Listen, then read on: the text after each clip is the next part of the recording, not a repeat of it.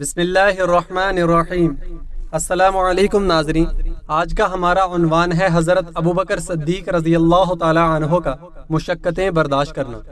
حضرت عائشہ رضی اللہ تعالی عنہ فرماتی ہیں کہ جب حضور اقدس صلی اللہ علیہ وسلم کے مرد صحابہ رضی اللہ عنہم اجمعین کی تعداد 38 ہو گئی تو وہ ایک دفعہ اکٹھے ہوئے اور حضرت ابوبکر صدیق رضی اللہ تعالی عنہ نے حضور اقدس صلی اللہ علیہ وسلم سے اس بات کا اصرار کیا کہ اب کھل کر اسلام کی دعوت دی جائے۔ آپ نے فرمایا، اے ابوبکر، ابھی ہم لوگ تھوڑے ہیں، لیکن حضرت ابوبکر صدیق رضی اللہ تعالی عنہ اصرار کرتے رہے، جس پر حضور صلی اللہ علیہ وسلم نے کھلم کھلا دعوت دینے کی اجازت دے دی۔ چنانچہ مسلمان مسجد حرام کے مختلف حصوں میں بکھر گئے اور ہر آدمی اپنے قبیلہ میں جا کر بیٹھ گیا،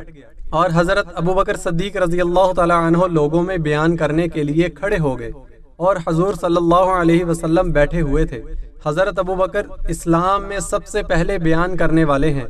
جنہوں نے اللہ اور اس کے رسول کی طرف کھلم کھلا کھڑے ہو کر دعوت دی، تو مشرکین حضرت ابوبکر اور مسلمانوں پر ٹوٹ پڑے اور مسجد حرام کے مختلف حصوں میں مسلمانوں کو خوب مارا گیا، اور حضرت ابوبکر صدیق رضی اللہ تعالی عنہ کو تو خوب مارا بھی گیا اور پاؤں تلے روندا بھی گیا۔ عتبہ بن ربیعہ فاسق حضرت ابوبکر صدیق رضی اللہ تعالی عنہ کے قریب آ کر ان کو کئی تلے والے 2 جوتوں سے مارنے لگا، جن کو ان کے چہرے پر ٹیڑھا کر کے مارتا رہا، اور حضرت ابوبکر صدیق رضی اللہ تعالی عنہ کے پیٹ پر کودتا بھی تھا۔ زیادہ مار کھانے کی وجہ سے اتنا ورم آ گیا تھا کہ ان کا چہرہ اور ناک پہچانا نہیں جا رہا تھا۔ حضرت ابوبکر صدیق رضی اللہ تعالی عنہ کے قبیلہ بنو تیم والے دوڑتے ہوئے آئے اور حضرت ابوبکر صدیق رضی اللہ تعالی عنہ سے مشرکین کو ہٹایا اور ان کو ایک کپڑے میں ڈال کر ان کے گھر لے گئے، اور انہیں حضرت ابوبکر صدیق رضی اللہ تعالی عنہ کے مر جانے میں کوئی شک نہیں تھا۔ پھر قبیلہ بنو تیم نے مسجد حرام میں واپس آ کر کہا کہ اللہ کی قسم، اگر ابوبکر صدیق رضی اللہ تعالی عنہ مر گئے تو ہم ان کے بدلے میں عتبہ بن ربیعہ کو مار ڈالیں گے۔ پھر قبیلہ والے حضرت ابوبکر صدیق رضی اللہ تعالی عنہ کے پاس واپس آئے۔ حضرت ابوبکر صدیق رضی اللہ تعالی عنہ کے والد ابو قحفہ اور قبیلہ بنو تیم والے ان سے بات کرنے کی کوشش کرتے رہے، لیکن وہ بے ہوش تھے۔ انہوں نے سارا دن کوئی جواب نہ دیا، تو دن کے آخر میں ہوش آنے پر حضرت ابوبکر صدیق رضی اللہ تعالی عنہ نے بات کی تو یہ کہا کہ رسول اللہ صلی اللہ علیہ وسلم کا کیا ہوا؟ تو وہ لوگ حضرت ابوبکر صدیق رضی اللہ تعالی عنہ کو برا بھلا کہنے لگے اور انہیں ملامت کرنے لگے اور اٹھ کر چل دیے، اور ان کی والدہ ام خیر سے کہہ گئے کہ ان کا دھیان رکھیں اور انہیں کچھ کھلا پلا دیں۔ جب وہ لوگ چلے گئے اور ان کی والدہ اکیلی رہ گئیں تو وہ کھانے پینے کے لیے اصرار کرنے لگیں، مگر حضرت ابوبکر یہی پوچھتے رہے کہ رسول اللہ صلی اللہ علیہ وسلم کا کیا ہوا؟ ان کی والدہ نے کہا، اللہ کی قسم، مجھے تمہارے حضرت کی کوئی خبر نہیں۔ تو حضرت ابوبکر صدیق رضی اللہ تعالی عنہ نے کہا کہ آپ ام جمیل بنت الخطاب کے پاس جائیں اور ان سے حضور صلی اللہ علیہ وسلم کے بارے میں پوچھ کر آئیں۔ چنانچہ وہ ام جمیل کے پاس گئیں اور ان سے کہا کہ ابوبکر تم سے محمد بن عبداللہ کے بارے میں پوچھ رہے ہیں۔ ام جمیل نے کہا، میں نہ تو ابوبکر کو جانتی ہوں اور نہ محمد بن عبداللہ کو، ہاں اگر تم کہو تو میں تمہارے ساتھ تمہارے بیٹے کے پاس چلتی ہوں۔ انہوں نے کہا، ٹھیک ہے۔ چنانچہ حضرت ام جمیل ان کے ساتھ ان کے گھر آئیں تو دیکھا کہ حضرت ابوبکر صدیق رضی اللہ تعالی عنہ زمین پر لیٹے ہوئے ہیں، ان میں بیٹھنے کی بھی سکت نہیں ہے، وہ سخت بیمار ہیں۔ حضرت ام جمیل ان کے قریب جا کر زور زور سے رونے لگی اور انہوں نے کہا، اللہ کی قسم، آپ کو جن لوگوں نے یہ تکلیف پہنچائی ہے وہ بڑے فاسق اور کافر لوگ ہیں، اور مجھے یقین ہے کہ اللہ تعالیٰ ان سے آپ کا بدلہ ضرور لے گا۔ حضرت ابوبکر صدیق رضی اللہ تعالی عنہ نے کہا کہ رسول اللہ صلی اللہ علیہ وسلم کا کیا بنا؟ حضرت ام جمیل نے کہا، یہ آپ کی والدہ سن رہی ہیں۔ حضرت ابوبکر صدیق رضی اللہ تعالی عنہ نے کہا، ان سے تمہیں کوئی خطرہ نہیں ہے۔ حضرت ام جمیل نے کہا کہ حضور صلی اللہ علیہ وسلم ٹھیک ٹھاک ہیں۔ حضرت ابوبکر صدیق رضی اللہ تعالی عنہ نے پوچھا کہ حضور صلی اللہ علیہ وسلم کہاں ہیں؟ انہوں نے کہا کہ دار الرقم میں، حضرت ارقم کے گھر میں۔ تو حضرت ابوبکر صدیق رضی اللہ تعالی عنہ نے کہا، اللہ کی قسم، جب تک میں حضور صلی اللہ علیہ وسلم کی خدمت میں خود حاضر نہ ہو جاؤں، اس وقت تک نہ کچھ کھاؤں گا نہ پیوں گا۔ حضرت ام خیر اور حضرت جمیل دونوں ٹھہری رہیں یہاں تک کہ کافی رات ہو گئی اور لوگوں کا چلنا پھرنا بند ہو گیا۔ پھر یہ دونوں حضرت ابو بکر کو سہارا دیتے ہوئے لے کر چلی، یہاں تک کہ حضور صلی اللہ علیہ وسلم کی خدمت میں پہنچ گئیں، اور حضور صلی اللہ علیہ وسلم حضرت ابو بکر صدیق رضی اللہ تعالی عنہ کو دیکھ کر ان پر جھک گئے اور ان کا بوسہ لیا، اور سارے مسلمان بھی ان پر جھک گئے اور ان کی طرف متوجہ ہو گئے، اور ان کی یہ حالت دیکھ کر حضور صلی اللہ علیہ وسلم پر انتہائی رقت طاری ہو گئی۔ حضرت ابو بکر صدیق رضی اللہ تعالی عنہ نے کہا، یا رسول اللہ صلی اللہ علیہ وسلم، میرے ماں باپ آپ پر قربان ہوں، مجھے اور تو کوئی تکلیف نہیں ہے، بس اس فاسق نے میرے چہرے کو بڑی تکلیف پہنچائی ہے، اور یہ میری والدہ ہیں جو اپنے بیٹے کے ساتھ اچھا سلوک کرتی ہیں، اور آپ بہت برکت والے ہیں۔ آپ میری والدہ کو اللہ کی طرف دعوت دیں اور ان کے لیے اللہ سے دعا کریں، شاید اللہ تعالیٰ ان کو آپ کے ذریعے آگ سے بچا دے۔ چنانچہ حضور صلی اللہ علیہ وسلم نے ان کے لیے دعا فرمائی اور ان کو اللہ کی دعوت دی، اور وہ مسلمان ہو گئیں، اور صحابہ کرام رضی اللہ عنہم اجمعین حضور صلی اللہ علیہ وسلم کے ساتھ اس گھر میں ٹھہرے رہے، اور ان کی تعداد 39 تھی۔ جس دن حضرت ابو بکر صدیق رضی اللہ تعالی عنہ کو مارا گیا، اس دن حضرت حمزہ بن عبد المطلب رضی اللہ تعالی عنہ مسلمان ہوئے تھے، اور حضور صلی اللہ علیہ وسلم نے حضرت عمر بن خطاب رضی اللہ تعالی عنہ اور ابو جہل بن حشام کی ہدایت کے لیے دعا مانگی تھی،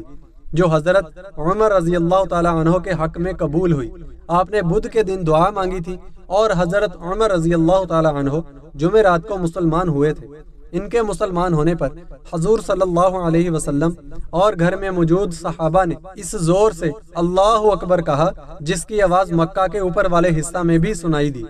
حضرت ارقم رضی اللہ تعالی عنہ کے والد نابینا کافر تھے۔ وہ یہ کہتے ہوئے باہر آئے کہ اے اللہ، میرے بیٹے اور اپنے چھوٹے سے غلام ارقم کی مغفرت فرما، کیونکہ وہ کافر ہو گیا،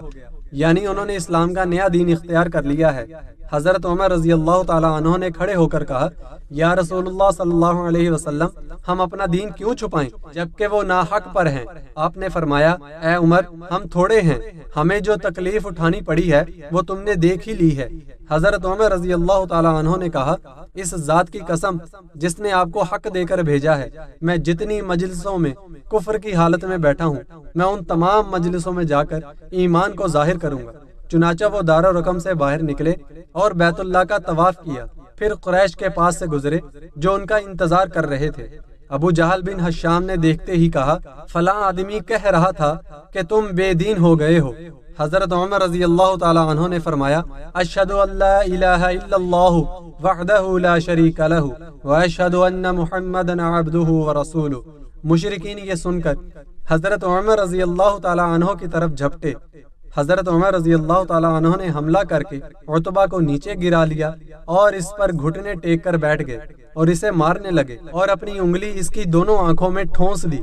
عتبہ چیخنے لگا، لوگ پرے ہٹ گئے۔ پھر حضرت عمر کھڑے ہو گئے۔ جب بھی کوئی سورما آپ کے قریب آنے لگتا تو آپ قریب آنے والوں میں سے سب سے زیادہ باعزت آدمی کو پکڑ لیتے اور اس کی خوب پٹائی کرتے، یہاں تک کہ سب لوگ حضرت عمر رضی اللہ تعالی عنہ سے عاجز آ گئے، اور وہ جن مجلسوں میں بیٹھا کرتے تھے ان تمام مجلسوں میں جا کر انہوں نے ایمان کا اعلان کیا، اور یوں کفار پر غالب آ کر حضور صلی اللہ علیہ وسلم کی خدمت میں واپس آئے اور عرض کیا کہ میرے ماں باپ آپ پر قربان ہوں، اب آپ کے لیے کوئی خطرہ نہیں ہے۔ اللہ کی قسم، میں جتنی مجلسوں میں حالت کفر میں بیٹھا کرتا تھا، میں ان تمام مجلسوں میں جا کر بے خوف و خطر اپنے ایمان کا اعلان کر کے آیا ہوں۔ پھر حضور صلی اللہ علیہ وسلم باہر تشریف لائے اور آپ کے آگے آگے حضرت عمر اور حضرت حمزہ بن عبد المطلب تھے، یہاں تک کہ آپ نے بیت اللہ کا طواف کیا اور اطمینان سے ظہر کی نماز ادا فرمائی۔ پھر حضرت عمر رضی اللہ تعالی عنہ کے ہمراہ دارالرقم واپس تشریف لائے۔ اس کے بعد حضرت عمر رضی اللہ تعالی عنہ اکیلے واپس چلے گئے، اور ان کے بعد حضور صلی اللہ علیہ وسلم بھی واپس تشریف لے گئے۔ صحیح قول یہ ہے کہ حضرت عمر رضی اللہ تعالی عنہ بعثت نبوی کے 6 سال کے بعد اس وقت مسلمان ہوئے تھے کہ جب صحابہ کرام ہجرت فرما کر حبشہ جا چکے تھے۔ حضرت عائشہ رضی اللہ تعالی عنہا فرماتی ہیں، جب سے میں نے ہوش سنبھالا اپنے والدین کو اسی دین اسلام پر پایا، اور روزانہ حضور صلی اللہ علیہ وسلم صبح اور شام دونوں وقت ہمارے ہاں تشریف لایا کرتے تھے، جب مسلمانوں پر بہت زیادہ ظلم ہونے لگا تو حضرت ابو بکر صدیق رضی اللہ تعالی عنہ سرزمین حبشہ کی طرف ہجرت کرنے کے ارادے سے چل پڑے۔ جب آپ برق الغیماد پہنچے تو وہاں قبیلہ کارا کے سردار ابن دغینہ سے ملاقات ہوئی۔ اس نے پوچھا، اے ابو بکر، کہاں کا ارادہ ہے؟ حضرت ابو بکر صدیق رضی اللہ تعالی عنہ نے کہا، مجھے میری قوم نے نکال دیا ہے، اب میرا ارادہ ہے کہ میں زمین کی سیاحت کروں اور اپنے رب کی عبادت کروں۔ ابن دغینہ نے کہا، تمہارے جیسے آدمی کو نہ خود نکلنا چاہیے اور نہ اس کو نکالنا چاہیے، کیونکہ تم نایاب چیزیں حاصل کر کے لوگوں کو دیتے ہو اور صلہ رحمی کرتے ہو، ضرورت مندوں کا بوجھ اٹھاتے ہو اور مہمان نوازی کرتے ہو اور مصائب میں مدد کرتے ہو۔ میں تمہیں پناہ دیتا ہوں، تم واپس چلو اور اپنے شہر میں اپنے رب کی عبادت کرو۔ چنانچہ حضرت ابو بکر صدیق رضی اللہ تعالی عنہ واپس آ گئے اور ابن دغینہ بھی آپ کے ساتھ آیا، اور شام کے وقت ابن دغینہ نے قریش کے سرداروں کے پاس چکر لگایا اور ان سے کہا کہ ابو بکر صدیق رضی اللہ تعالی عنہ جیسے آدمی کو نہ خود مکہ سے جانا چاہیے اور نہ کسی کو ان کو نکالنا چاہیے۔ کیا تم ایسے آدمی کو نکالتے ہو جو نایاب چیزیں حاصل کر کے لوگوں کو دیتا ہے اور صلہ رحمی کرتا ہے اور ضرورت مندوں کا بوجھ اٹھاتا ہے اور مہمان نوازی کرتا ہے اور مصائب میں مدد کرتا ہے؟ قریش ابن دغینہ کے پناہ دینے کا انکار نہ کر سکے، اور انہوں نے ابن دغینہ سے کہا کہ ابو بکر سے کہہ دو کہ وہ اپنے رب کی عبادت اپنے گھر میں کرے، وہاں ہی نماز پڑھا کرے اور وہاں جتنا چاہے قرآن شریف پڑھے، اور علی اعلان عبادت کر کے اور بلند آواز سے قرآن پڑھ کر ہمیں تکلیف نہ پہنچائیں، کیونکہ ہمیں ڈر ہے کہ وہ ہماری عورتوں اور بچوں کو فتنہ میں ڈال دیں گے۔ ابن دغینہ نے یہ بات حضرت ابو بکر کو کہہ دی۔ کچھ عرصہ تک تو حضرت ابو بکر صدیق رضی اللہ تعالی عنہ ایسے ہی کرتے رہے کہ اپنے گھر میں ہی اپنے رب کی عبادت کرتے اور اپنی نماز میں آواز اونچی نہ کرتے اور اپنے گھر کے علاوہ کہیں بھی اونچی آواز سے قرآن نہ پڑھتے۔ پھر حضرت ابو بکر صدیق رضی اللہ تعالی عنہ کو خیال آیا تو انہوں نے اپنے گھر کے صحن میں ایک مسجد بنا لی اور اس میں نماز پڑھنے لگے اور قرآن اونچی آواز سے پڑھنے لگے، تو مشرکوں کی عورتیں اور بچے حضرت ابو بکر پر ٹوٹ پڑے اور انہیں دیکھ دیکھ کر حیران ہوتے، کیونکہ حضرت ابو بکر صدیق رضی اللہ تعالی عنہ بہت زیادہ رونے والے آدمی تھے۔ جب وہ قرآن پڑھا کرتے تو انہیں اپنی آنکھوں پر قابو نہ رہتا اور بے اختیار رونے لگ جاتے، تو اس سے قریش کے مشرک سردار گھبرا گئے۔ انہوں نے ابن دغینہ کے پاس آدمی بھیجا، چنانچہ ابن دغینہ ان کے پاس آئے تو مشرکین قریش نے ان سے کہا، ہم نے ابو بکر کو اس شرط پر تمہاری پناہ میں دیا تھا کہ وہ اپنے گھر میں اپنے رب کی عبادت کریں گے، لیکن انہوں نے اس شرط کی خلاف ورزی کی ہے اور اپنے گھر کے صحن میں ایک مسجد بنا لی ہے جس میں علی اعلان نماز پڑھتے ہیں اور قرآن اونچی آواز میں پڑھتے ہیں۔ ہمیں ڈر ہے کہ وہ ہماری عورتوں اور بچوں کو فتنہ میں ڈال دیں گے، آپ ان کو ایسا کرنے سے روک دیں۔ اگر وہ اپنے گھر میں اپنے رب کی عبادت کرنا چاہیں تو ٹھیک ہے، اور اگر وہ علی اعلان سب کے سامنے عبادت کرنے پر مصر ہوں تو آپ ان سے کہیں کہ وہ آپ کی پناہ آپ کو واپس کر دیں، کیونکہ ہم نہیں چاہتے کہ ہم آپ کے عہد کو توڑیں، اور یوں علی اعلان اونچی آواز سے قرآن پڑھنے کی ہم ابو بکر صدیق رضی اللہ تعالی عنہ کو اجازت نہیں دے سکتے۔ حضرت عائشہ رضی اللہ تعالی عنہا فرماتی ہیں کہ ابن دغینہ حضرت ابو بکر صدیق رضی اللہ تعالی عنہ کے پاس آئے اور ان سے کہا کہ جس شرط پر میں نے تم کو اپنی پناہ میں لیا تھا وہ شرط تمہیں معلوم ہے؟ یا تو آپ وہ شرط پوری کریں یا میری پناہ مجھے واپس کر دیں، کیونکہ میں یہ نہیں چاہتا کہ عرب کے لوگ یہ سنیں کہ میں نے جس آدمی کو پناہ دی تھی وہ پناہ توڑ دی گئی۔ حضرت ابو بکر صدیق رضی اللہ تعالی عنہ نے کہا، میں تمہاری پناہ کو واپس کرتا ہوں اور اللہ عز و جل کی پناہ پر راضی ہوں۔